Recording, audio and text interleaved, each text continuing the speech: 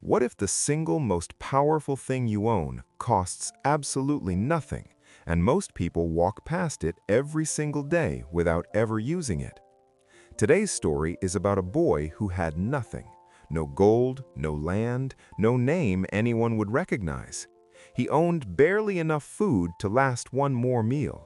And what he did with that meal, on a cold, dusty road, set into motion something so extraordinary, even the palace historians struggled to believe it. Stay until the end, because the twist will change how you see every stranger you pass on the road again. His name was Kael. He was 12 years old, living in a hut so small the walls wept when it rained. His father was gone. His mother was sick, a deep, smoke-settling illness that had lived in her lungs for months. Every morning, Kael wrapped his feet in cloth because shoes were a luxury from another life, and walked miles to the market town to find work. He carried water, he swept stalls, he hauled grain for merchants who barely looked at him. The village children had a name for boys like him, dust children, so forgotten they seemed to blend into the very road they walked on. But here is what poverty hadn't managed to touch.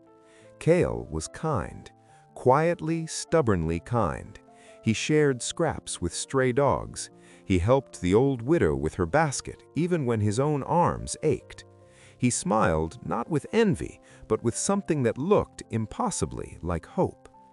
On the particular afternoon this story begins, he had earned exactly one small portion of food, hard bread and a handful of dried figs, dinner for him and his mother. He held it like it was precious, because it was. And then, on the long road home, he saw the old man. He was slumped against a milestone at the roadside, old, white-bearded, with dry, cracked lips and hands like knotted roots. His clothes were worn, his boots were dusty. He looked like a man who hadn't eaten in days. Many people had passed him, Kael could tell. He stopped. "Are you all right?" A simple question, sincerely asked. "I am hungry," the old man said quietly. "I have been walking since dawn, and I have nothing left." Kael looked down at the bundle under his arm, the bread, the figs, his mother's dinner, his dinner, everything. He thought about for exactly 3 seconds. Then he sat down beside the old man and unwrapped the cloth. "Here, take half." They ate in silence. When they finished, the old man asked, "You gave me half of everything you had. Why?" Kael thought about it seriously, the way children think before they learn to give rehearsed answers. "Because you needed it more than I needed to keep it." The old man was quiet for a long moment. Then he stood, straightened his coat, and said very softly, "You are a good person, Kael, in a world that makes it very easy not to be." And then he walked on. Kael went home, gave his mother what little was left, went to bed hungry. He expected nothing in return. That is the thing you must understand. He expected nothing. If you enjoy powerful stories like this that teach life lessons and reveal hidden truths about human nature, follow FactNest for more inspiring stories. Every story we tell carries a truth worth knowing. Don't miss the next one. 3 days later, Kael was awoken by the sound of hooves. He stepped outside and stopped breathing. Horses, fine horses, with riders in royal livery, and behind them a carriage. And stepping down from that carriage, in robes that caught the morning light, the old man. Except he stood tall now, no longer stooped, no longer plain. Around him, advisors with scrolls and guards with faces of stone. King Aldrich III, ruler of 5 provinces, sovereign of the realm. He had been traveling in disguise, as he did once every few years, to see his kingdom as it truly was, not as it was presented to him, to find out which of his subjects were truly good and which were only good when someone important was watching.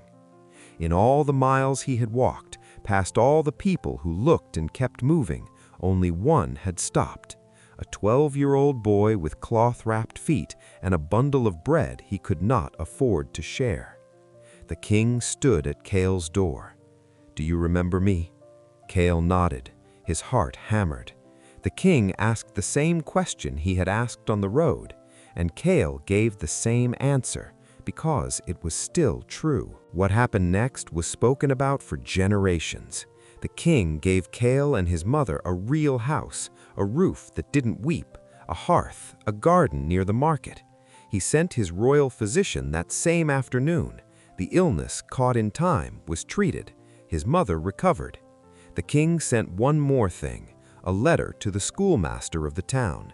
A boy named Kael was to be given a place in the school, fully funded, because the king himself had personally observed that this boy possessed something rarer than academic talent. He possessed character. Kael went to school. He learned. He worked hard. He helped other students who struggled.